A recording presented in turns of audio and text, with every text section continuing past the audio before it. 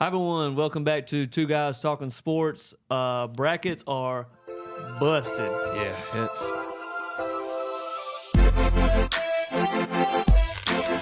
mine was done first day. Yeah. You bullied me last week to not pick the upsets I wanted. Some of them I probably should have listened to you on. The others, I didn't go with my gut. Hard to know. But Kentucky, which I think it screwed it for a lot of people, Yes. losing day one was. I think after day one, I was still at 70-something%. And then day two, it just. Kentucky losing day one, and then Florida and Auburn day two. Yeah. That's when people started to fall. So let's just jump into the first round a little bit. Obviously, South Carolina loses to Oregon, and it was just, you could tell, at least from my perspective, that you have a team in Oregon that probably had a little bit more experience, especially with their head coach being there before. Yeah. He's been to the Final Four before. He made it to the Final Four the year we did. Right. They were South Carolina and Oregon back then were both one game away from playing each other in the national championship. Yep. And I just think that you could tell, like with Colin Murray Boyles, that they just didn't look as comfortable. He didn't for sure. Right. And also Oregon just rolled through the Pac-12 tournament to even get to this spot. Yeah. And sometimes in March, all you got, just like NC State, Yep. just like some other teams, you just got to get hot at the right time and just ride that momentum. Well, and honestly, Oregon was riding the momentum of Jermaine Couisnard, who was a Gamecock who never did what he did in his two NCAA games this past weekend. Right. He didn't never do that at Carolina, which you can probably argue that's Frank Martin's system for you. But, Oregon really rode the coattails of those two players for Oregon. The game against South Carolina, they had 87 points, and the Couisnard and Dante combined for 73 points. Yeah, it was pretty much a two-man show, and South Carolina just couldn't get a rhythm. They couldn't, early in the first half, they kind of crawled back, and then they went dead cold for like 10 minutes where they didn't make a single basket. And that's kind of that's not something that's new to the Gamecocks this season. No, they have. It was almost like every player went cold, but like you said, for the Gamecocks this year, it was like if one player was cold, somebody was picking them up. Yeah. Obviously, Meechie Johnson ended up scoring 24 points, but it was just like too little, too late. Yeah, and his was they could never really get comfortable with that zone Oregon was running, and when they were running good plays, but when you're not making any shots, BJ Mack really had an off game. Mm-hmm. Colin Murray Boyles, his game is going to the basket, right? And when you got my buddy said South Carolina's always struggled against teams with athletic big men, and you could tell Murray Boyles was uncomfortable. He couldn't get to the basket. BJ Mack's not making his shots. Meechie didn't really get going till very late. Yeah. And my thing is what he was doing. I don't know why they don't do that the whole game. Yeah. But again, I get there's specific strategies.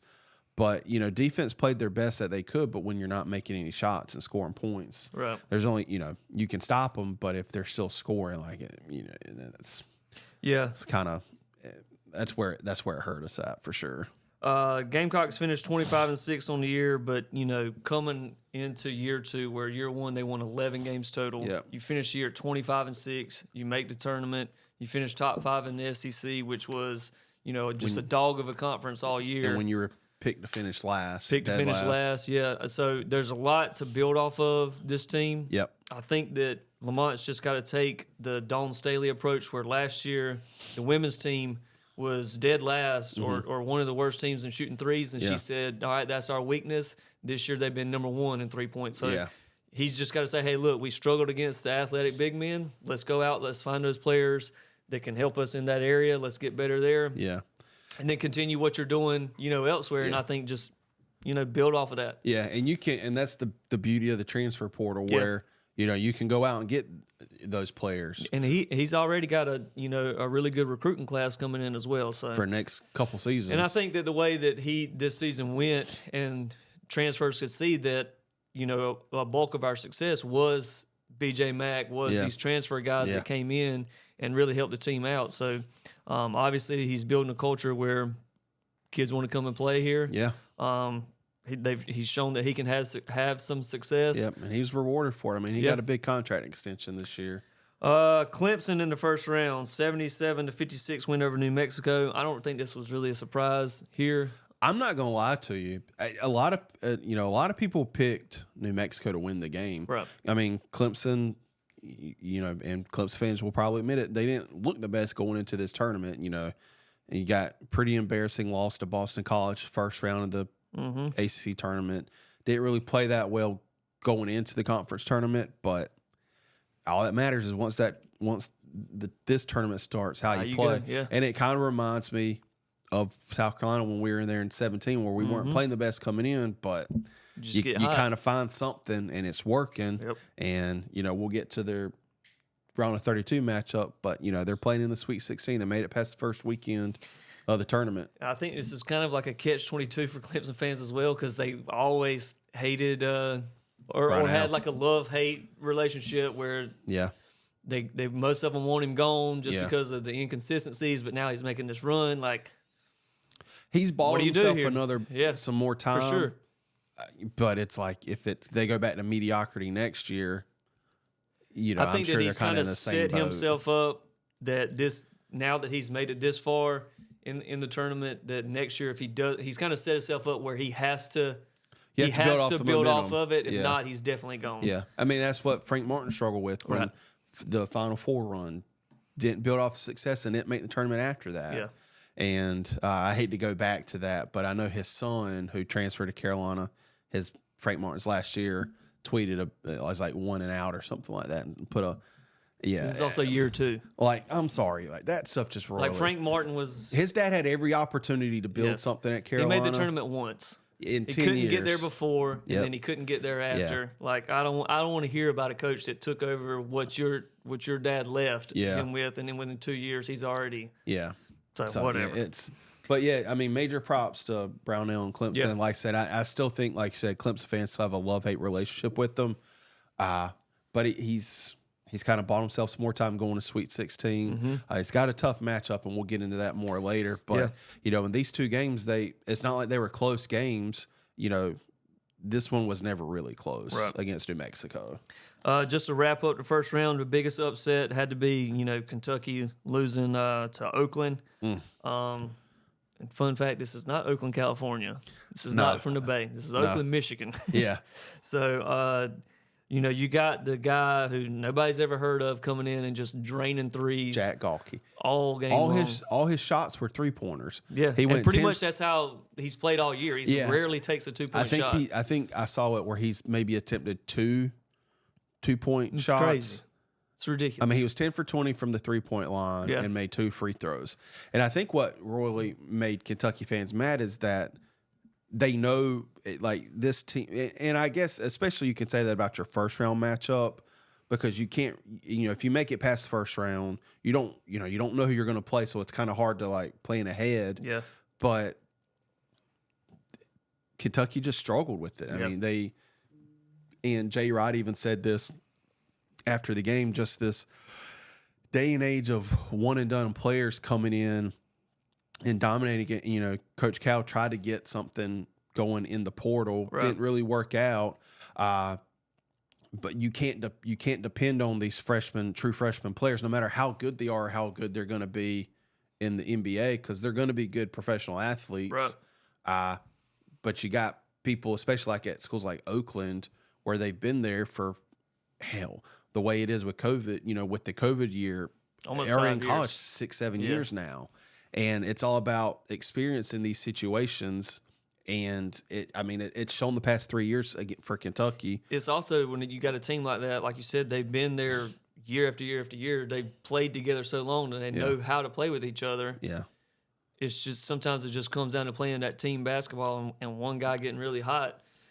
I mean, for him, the way that he was hitting those threes, I mean, he might have got him a spot on a team just to be a guy that comes off the bench in the NBA to just hit threes at the end of a game. Yeah, and I don't think so. He definitely won't get drafted because that's. But yeah, I think he's earned himself a look. Yeah, but I think the consensus for Kentucky fans is I think they want to move on from Calipari. Yeah, I mean, he hasn't been to the Final Four since.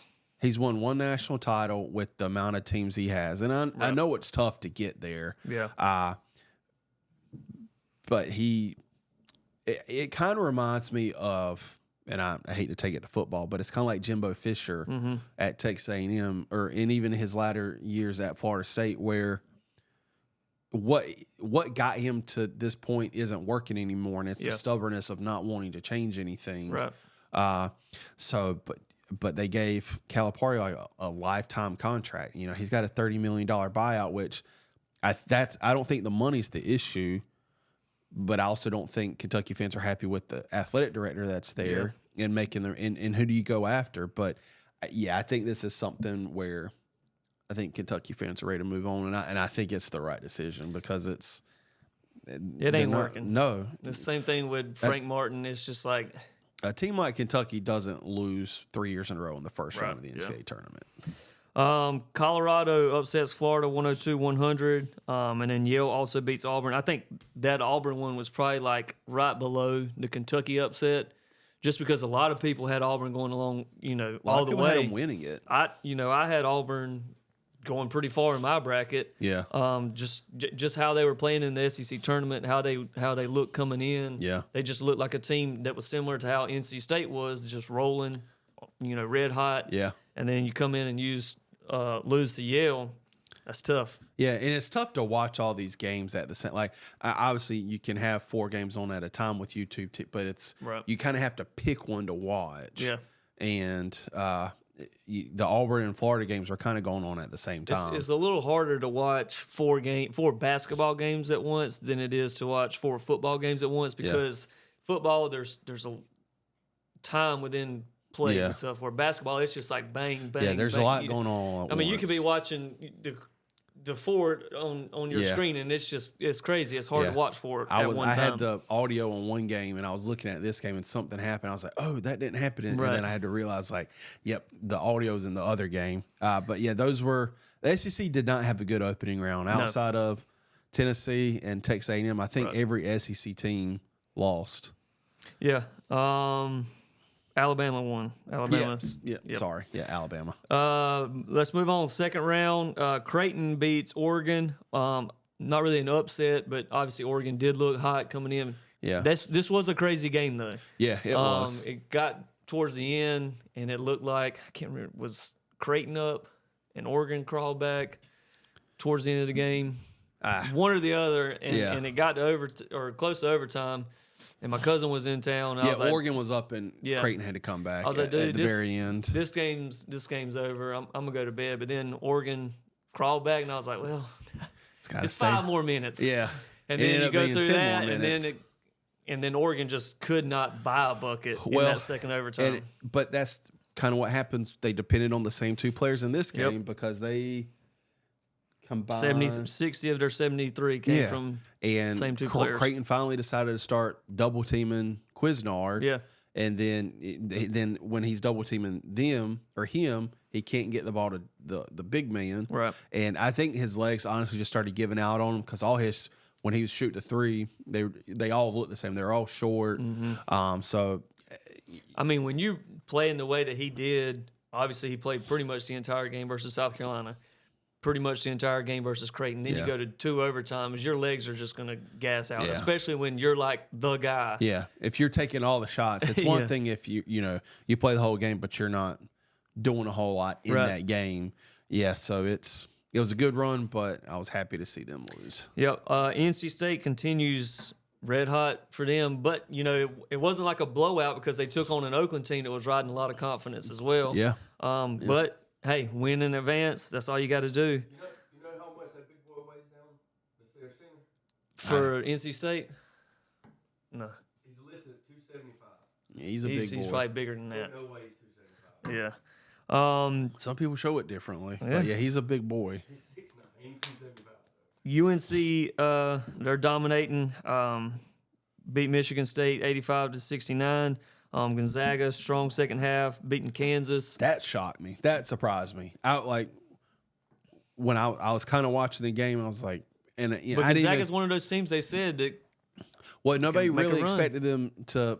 They at one point did not even make the tournament, Right. And I don't know what happened in the second half. But yeah, I mean they put the beat down on Kansas for sure. Clemson upsets Baylor 72-64. Again, they're playing hot. They're playing together. Yep. They can make a run here. Yep. And then Duke dominates James Madison to advance to the Sweet 16. So, Sweet 16 matchups. First of all, before we get into that, just a quick little. Have you seen the NC State coach's contract? Mm-mm. So he's in the last year of his contract, and he had a clause within his contract that if he won the ACC tournament, he automatically gets a 2-year extension. Oh. He was on the cusp of getting fired before the ACC tournament started. Yeah. Wins the tournament, gets a contract extension automatically, and Yeah. now he's making a run into the Sweet 16. So Well, that's like I think it was Long Beach State maybe, but there's a coach who actually got fired before their conference tournament, which if they didn't win the conference tournament, they weren't making the Right. the NCAA tournament, and they won their conference championship, Yeah. made it to the NCAA tournament, and it's like that's weird that he still continued to coach. right, being terminated. Exactly. Yeah. So it's, and obviously we're not going to be able to cover every game, Yeah. because there was how many games since Thursday. But one late last night between Houston and Texas A&M was a good one. Yep. So, but other than that, there was a lot of blowouts in the round of 32. There was Clemson will take on Arizona on Thursday. That's a tough one. I mean, Clemson's obviously playing hot, and like we said when we were making our brackets, Arizona is the ones that You never they'll know. just flub. Yeah. It wasn't. I'm obviously with my bracket, I picked Arizona Yeah. to go further. But it would not surprise me if Clemson ends up winning this game. It wouldn't surprise me either, but I'm gonna go with Arizona. Yeah, I'm gonna stick with my pick with Arizona advancing. You got Illinois taking on Iowa State, and I'm pretty sure I had Iowa State going pretty far in my bracket. You had them going to the national championship Yeah, game. so I'm gonna stick Purdue. with Iowa State on this one. Yeah, I mean, I have Iowa State advancing too. So I picked Purdue to win the whole thing, so Purdue will take on Gonzaga on Friday night. I'm gonna stick with Purdue. yeah, the thing with Purdue is, Zach Edey's a big boy, Mm-hmm. and a lot of these teams don't have somebody that can really match up to him. Yeah. And he gets fouled all the time. And one can argue, are these fouls warranted? Who knows? But yeah, I mean, I've got Purdue advancing as well. NC State will take on Marquette. I think this NC State team is still hot. Yeah. I think this will be a tough matchup, but I'm gonna stick with NC State. Yeah, I think I'm pretty positive I picked Marquette. I'm not going to change any of my picks. I mean, you've only got 27% of your picks, I know, right? I know. So I'm not, but I'm not. I'm gonna, not much better. I'm at like 34%. I'm just so. not going to change my picks from the draft Right. in our bracket. But I definitely think this is a game NC State can win, though. Yeah, tough one here. Creighton and Tennessee, two teams that are just playing well. I think that Tennessee's probably the better team. I'm going to go with Tennessee. Yeah, I mean, I again picked Tennessee in the bracket, but it wouldn't surprise me if Creighton wins. We're getting down to the point now where like you're seeing how these teams are playing, and it does. You can pretty much throw seeding out of it when you look at those numbers because it's all about how you're playing in the tournament. Exactly. And so anybody can kind of win these games now. Yep. Bama will take on UNC. I've got UNC winning, obviously. Yeah. I hate. I would love Alabama's for Bama coach. to win though. I just don't want to see UNC go I have far. zero respect.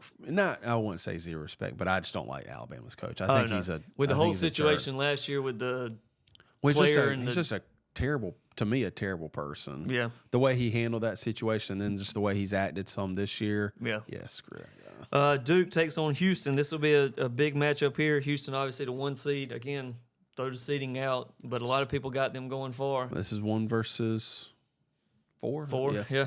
I think I picked Duke to win this game, kind of the way Houston. You never know with Houston either, especially under Kelvin Sampson. Yeah. You just don't know. But I'm pretty positive I have Duke winning the advancing. I in think the I have bracket. Houston. I'm gonna stick with Houston. I think when we got to this one, we both didn't see either one of these teams advancing, but we kind of got to that point. Yep. So I'm gonna go with Houston, and then you got San Diego State Connecticut. and Connecticut. Yep. Connecticut. Yeah, I'm going Connecticut as well. So Should be a fun Sweet 16. Like I said, all of these teams are playing well. So throw the seeding out. It's just who's playing the best ball at the time. Yep. Anybody can win these games. Yeah, there's some games I think they're really the only game I in my heart believe is going to be not an easy game, but an easy win. That's kind of contradicting myself. UNC is Connecticut. Connecticut. Yeah. Okay. Yeah. Well, yeah, San Diego State. They're probably what's and their that's seeding? just because they're 5 seed. Yeah. I just think the way Connecticut's playing this year, their heads and tails the best team in the country. Yep. Like I said, with Arizona, you don't really know how they're going to show up. Same thing with Tennessee and Purdue. So it's really anybody's games, I think, outside of the UConn game. Yeah, I agree. Should be a fun Sweet 16 matchup. Obviously, it's Thursday, Friday, so we'll be able to. It'll be after the Elite Eight. We'll know the Final Four when we record next week. Getting into women's before we move on to other sports. South Carolina, pretty much the only team we know a whole lot about. Yeah. They just completely dominated. Obviously, Presbyterian was expected. UNC people thought would give them a little bit more of a battle because we played them already this year, and it was in Chapel Hill. Mm-hmm. But I don't think North Carolina was 100% healthy going into the game. But I don't think it ever really mattered. No, 88-41. I mean, South Carolina's. I mean, the only team that can beat South Carolina, I think, is South Carolina. Yeah, with the way they're playing, the way year, they're playing. Yeah, it.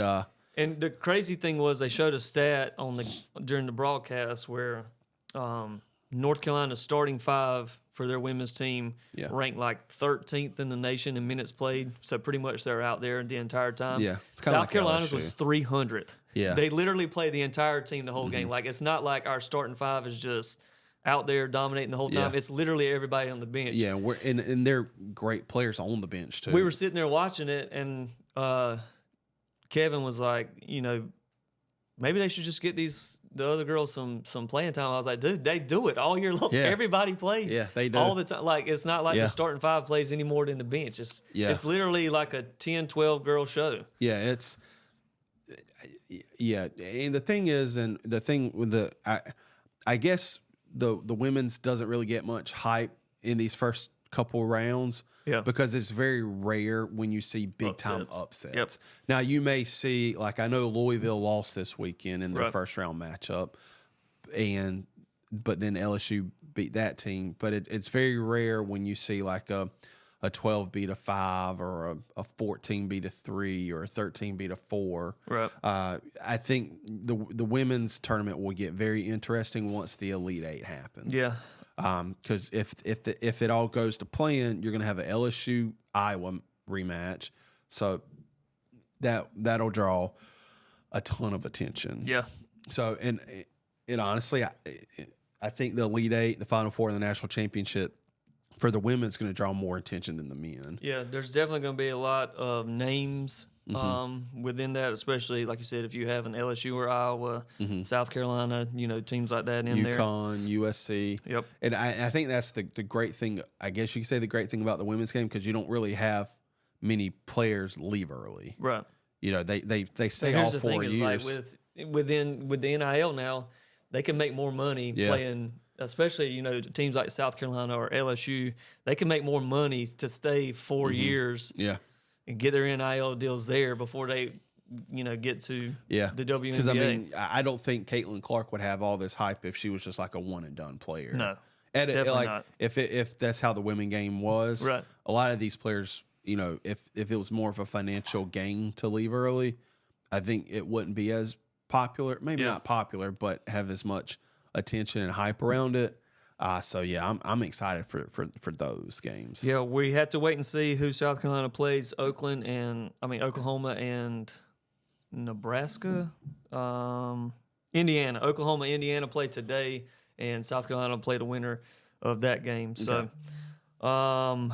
jumping into college baseball real quick, South Carolina has a huge bounce back weekend. Needed. Yeah, very much so. They obviously did not look good at all against Ole Miss. They just looked like, a team that just wasn't what they were billed to be before the season started. And that's baseball though. Like it sucks like you don't have as much of a wiggle room like you do in professional baseball and college baseball. But that was just one series. I know we kind of disagreed on how Kingston approaches stuff, but clearly whatever they did is working. Here's the thing, that's what it comes down to. If you're a good coach, you can take a team when it's not going well, like it was last weekend, and completely flip it to where you take on the number 3 team in the nation and you sweep them pretty handily too. Yeah, and it wasn't, like I said, it was pretty handily. Like it wasn't something where it was a back and forth game where we had to come back late. It was pretty much dominating fashion from the get-go. Yeah. Pitching looked good. Vanderbilt had some kind of boneheaded errors because we played a doubleheader on Saturday. But, yeah, dude, credit. But and another thing is our bats showed up and our best players showed up. Cole Messina, Ethan Petrie showed up. Yeah. And they've been cold. Yeah. So and I think he switched up. He tinkered the lineup a little bit. I don't know his first name, but Jones, number 7. I think he was at leadoff, and I think that's really helped the lineup. But the pitching, man, they've continued to show up this year. They have. So big bounce back weekend for the Gamecocks. Now the key is sustaining it. Got to keep it going. Yeah. And then also a huge weekend for Clemson. Speaking of comebacks, the Clemson-Florida State series, Clemson swept that series, but they had to come back twice. No, they came back in all 3 games. All 3 games. But the first one wasn't like the other 2. Right. I think they were down like 3 or 4 runs, maybe. What was it, the first or the second game where they had to score 9 runs in the 9th inning? The second game, they scored 9 runs in the bottom of the 9th. Yeah. And which is insane. Yeah, it's crazy. But I don't care what team you're. That's impressive. That's good baseball there. Yeah, and that's, like I said, that's just a mark of a good team, that when you're down, even if it's the 9th inning, you can put up 9 runs. And obviously, we were looking at some of the rankings. South Carolina had fell out of the rankings completely. Yeah. They're back in at number 10 in one poll. Clemson has jumped up to number 2 in both of the polls that have been released already. So South Carolina came in at 10 and 18. Clemson's number 2 in both polls. So. And I think that the poll that we jumped up to 10, I think we were still possibly ranked. I can't remember, but I know that if they hadn't fell out, they were 25th. Yeah, it was like we were right on the cusp of not being ranked. But that also goes to show, like, as hard as it is to take that series against Clemson. Yeah.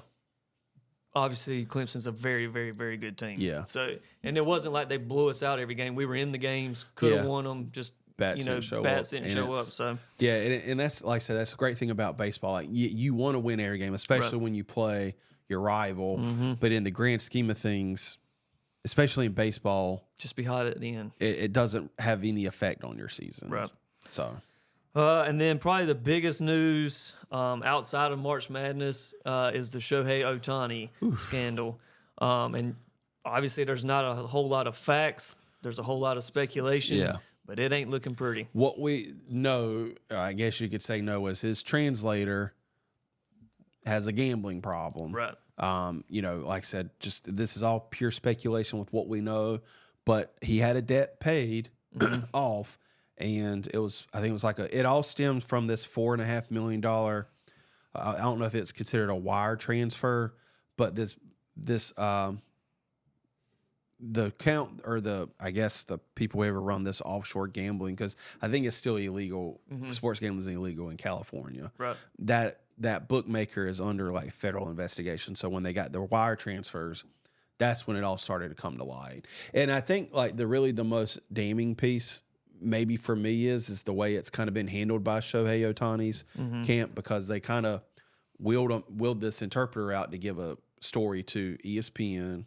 And then before it came out, they backtracked and said, no, we disavow everything this guy is stating. Right. And then now, like, Ohtani's camp and his lawyers are basically trying to paint this guy as, like, he's a liar. He's a scumbag. He stole from Shohei. Shohei didn't really know what he was doing. I don't know. I mean, this guy was like, it would be like with the Braves, Ronald Acuna Jr., the guy that interprets for him majority of the time. It's like, I don't know. It's a weird situation. Is with like this guy, they said that he's been Shohei Ohtani's best friend since I guess like childhood. I don't think it's childhood. They've been really good friends for a long time. Yeah. So it's not like with Acuna, that's a team, provided. I think this guy was a team interpreter when he was with the Angels, but I think he was hired specifically for Shohei. I don't know if they knew each other prior to him coming over to America. Yeah. Because another thing is I don't know why this is related to this story, but I think it's it goes back to the picture Ohtani's team is trying to paint, where this guy stated he went to some college out in California. It was like UC Berkeley or something, California Riverside, something like that. He didn't. He stated he was an interpreter for the Red Sox for another player, a Japanese player. Red Sox said he never worked for him, which in the grand scheme of things really isn't that big a deal, but they're trying to fit it to this specific narrative where he kind of took advantage of Shohei. And I'm sorry, like they say, like there's just been a lot of stuff that's been said where like Shohei doesn't really know too much about like other sports, but there's pictures of him at all these other sporting events. And I think they used like him not fully understanding English and basically saying the interpreter kind of understands how his bank account works. His interpreter kind of manipulated him. This is all pure speculation. We don't know anything. Now, I think it's going to come out because you've got the federal government investigating this interpreter.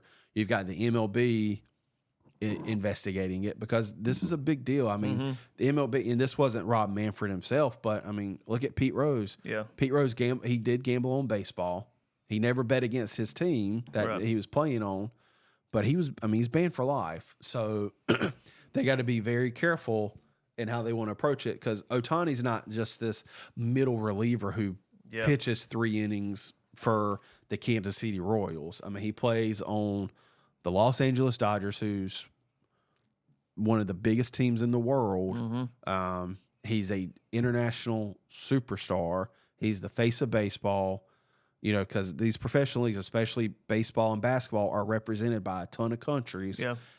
Especially in baseball with the Japanese culture, it's a big deal. Like, I mean, this is not something they wanted to happen right before the season starts. Yeah, I just claiming ignorance at this day and age come on, dude. That's tough to in believe. My personal opinion, and like I said, we have no way to know if this is true or not. I think he did initiate the payment, but I don't think he truly knew what it was going to be for, or maybe he didn't know the ramifications of making this payment. Because there's people saying, somebody who makes the amount of money, I guess the interpreter makes, I think his last name is like Ipte or Ipe. You don't get that big a credit for like a gambling thing. I don't know. I'm limited on what I know in terms of gambling, especially if it's something illegal based where it's like this offshore bookie that gives you all these credits. I watched a podcast one time where, they gamble with Dana White out in Vegas and, like they give you this big old credit and it's like a loan almost. Right. So do I think he knew? Ohtani knew? Maybe, probably. I think that most, and obviously you can never say for sure. Yeah. But obviously I sent you a thread about, some games that came up where there were huge bets. You had $1 million bet. And look, players are going to have bad games. Even Shohei Ohtani, the Mike Trout, the Ronald Acuñas, the best players in the league, they're going to have bad games. Yeah. But I mean, this thread does not help him out at all when you say like, okay, $1 million bet came on this day, and it was that Shohei Ohtani would give up a certain amount of runs. Well, he gives up that amount of runs. Yeah. And then an even larger bet comes in later and it was multiple things like he's got to not record a hit, give up runs, and he hits all of these things. Yeah. And then an even larger bet comes in after that, and it's just like, okay, like it's one thing when you say, okay, he had a bad game and somebody just happened to place $1 million bet on this. Yeah. Mm-hmm. But then when you say, all right, now wait a second, he hit like a 2 or 3 leg parlay and him throwing things. It wasn't like, and I think the thing with Pete Rose was, and a lot of people, don't think that he should be banned, was he was betting on himself. He said, okay, you said that we're going to win by 2 or 3. I'm going to make sure we win by 4. Yeah. I mean, he was always betting that his teams would win. Yeah. He was actually going out there and putting money on himself and saying, okay, not only do I want to win this game, I got money on it, so I'm going to do even more to win. Where it kind of looks like Shohei was throwing games in some of these large bets. But we don't know that. Obviously you can't prove it, but yeah. it is very fishy. Yeah, like I said, if there was a one game where $1 million, and he just had a bad game, sure. Yeah. But then when you get into he's hitting 2 and 3 leg, parlay parts of these bets. Yeah. And it's like, okay. Yeah, I mean, and each time the bet's getting bigger and bigger. Yeah. I mean, it's gonna come out. Like, we're gonna know something. And I think honestly the way it's gonna go is this interpreter's gonna end up being the fall guy. Ohtani's not gonna get in trouble because he's a global mega superstar. I don't know. Again, we don't know fully all the details. Yeah. So like I said, this is all speculation. Shohei is supposed to speak later today. Yep. For the first time. Yeah, we are recording Monday morning. Yeah. So I'm very curious to see. He's going to throw that guy under the bus. He's just going to say, well, they already know. are. Yeah. But the thing is, there's one thing to give a press conference, but when you're in, say you're questioned by federal investigators, you're now, you can perjure yourself if you didn't know, or you could tell the truth. Here's the thing is like, then let's just say that Ohtani did know, but he wasn't throwing games, that he was just helping this guy out, but he knew what it was for. He's still like an accessory. What's to keep Ipe or whatever from saying, look, he knew. Yeah. Here's where I have a text, I have an email, I have something where he says, make this payment, take it out of my account. Yeah. This, that, and the other. Mm-hmm.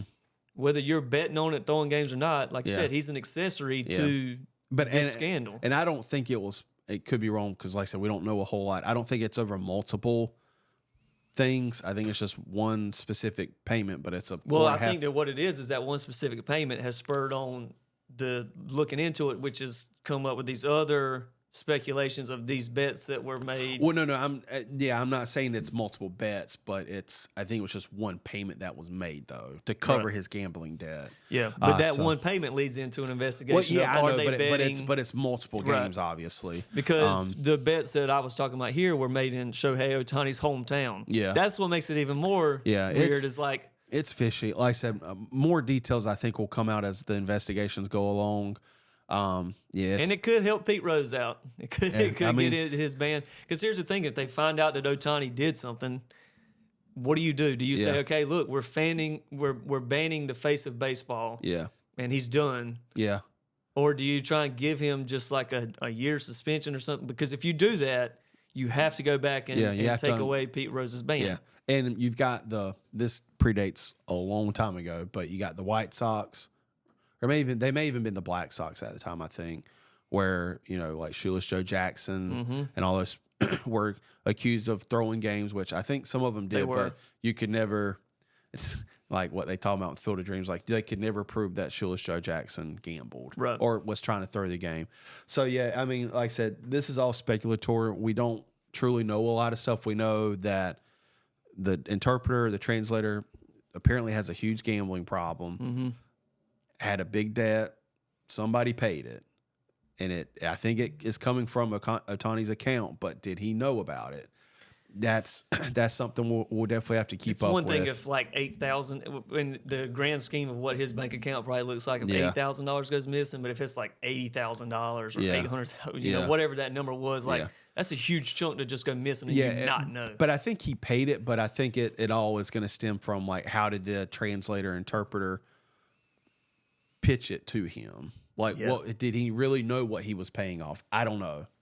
Like I said, we'll find out, but it's definitely not a good look. I just find it tough to believe that like somebody that you probably work with every day and you don't know that he just comes up to you and tells you he needs $80,000 because he's in debt. Okay, you're not just gonna give someone $80,000 and not be like, hey, for what? Like, what's going on? Like, but if it's somebody, I guess, like in that specific situation you trust, and $80,000 really isn't that. I mean, just with that figure you threw out, that's not really a big number for Shohei. It's not, but I still think like, I think it's just something where he can kind of play coy because he's still kind of new to the American culture. He may not know the language that much, and he just trusts this guy that's been with him since he's, I think, been in America. So it's if it The ends thing up, is no one's going to believe that. I know, but it's all about. Age, you but can it's all play about. coy, and you But can it's say, all about what you can prove, though. Yeah, If- it I is, mean, and he may end up getting away with it. Yeah. But no one will ever. And the thing is like his reputation is pretty. It's not like demolished now, Yeah. but it's tainted for sure. Like Yeah, people don't see him, especially people that are like deep into baseball. Yeah. that are baseball fans. That yeah, it's tainted him for sure because no one's ever going to believe that. yeah, we'll see. I mean, like I said, it'll be interesting to see what comes out from it. So Yeah. I'm very curious because, like I said, he's not this just no name guy in baseball. Right. I mean, he is the face. He's the face of baseball. Yep. I mean, and he's like I said, he's a global mega superstar in the game of baseball. Yeah, but like you said, to say that he doesn't know like American sport, like he's at all these other like But like I said, it's all this stuff where he's trying to play coy, it's just like, yeah, but you're doing these other things that, this doesn't make sense. What you're saying. Yeah, I know. We'll find it out. We'll find out more. Yeah, but I'm interested to see what he has to say today. Yeah, I'm sure it'll be a very lawyered up speech. yeah, it's not gonna. They've been writing this thing for days. Yeah, I don't think it's gonna be something where he's gonna take questions from the media. No, there'll be zero questions. A statement. Yeah, it'll be a 2 to 3 minute statement where. Yeah. And it'll be read off by somebody else. And quite frankly, like in that, if you're going to ever release a statement or talk to the media and you don't take questions, just release like a written statement. I agree. So, I think that he wants to get his face out there to try and make up for some. But the thing is, when all this was coming out, they were playing in Japan. Yeah. And I mean, the translator was in the dugout with them. It's a bad situation. It's nothing that's going to be settled within the next week for sure. No, I mean, but it's going to be a long investigation. But what does the MLB do? Do they allow him to play while this is going on? I mean, I guess that they have no proof right now to say that Shohei did anything. But I mean, there's also situations where, and I'm not going to pinpoint to one specific case, but there's been stuff that's happened where somebody was accused of something. They suspended and them. they suspended them until it was done. So, I think we may be talking about the same person. But like with his, player specific reason was a little bit different. Yeah. But I don't know. But there was still an investigation. Yeah. And at the end of that, he was kind of clear. He was cleared. Yeah. All the charges were dropped. Right. And he's come out and said a few things, but he's been kind of not blackballed by the MLB. Kind of. But I think it stems from like just how maybe he is as a person. Right. But yeah, I mean, he was suspended. So, but there were two completely different sets of facts. But I don't know. Like the thing with professional sports though is, and this is the last thing I'll say on it, there's really no set precedent on anything. Right. And they have to be careful with it because when they do it for one thing and somebody else does it and they can't give them more. Right. So it's weird. We'll find out more hopefully sooner rather than later. But this isn't a good look. I think with the season coming up, they're going to have to make a decision on that, whether or not he'll have to be held out, while they do this investigation. Yeah. I definitely think they need to make a decision on that or say which, way they're going to go with that before the season starts. People were comparing it to like Michael Jordan when all the speculation of why he stepped away from the NBA the first time when he retired to go play baseball was his gambling. Right. But, and I could be wrong, I don't know, but I don't think that was centered around gambling on sports. I think he just loved casinos and loved to gamble that way. And he would bet on like him playing golf and stuff like that. Yeah. Yeah, it wasn't him betting on basketball games. No, I don't think so. So but people speculate the reason why he left the first time is because of the gambling stuff. Yeah. So we'll be back next week, Final Four. We'll know the Final Four matchups. Yeah. We may have some more Ohtani news. The regular season for baseball will be starting soon. Next week. After NCAA tournament finishes, we'll do like a preview. Yeah. For the show. So see you next week. Hopefully your bracket doesn't get any more busted. Kyle's only got 27% right.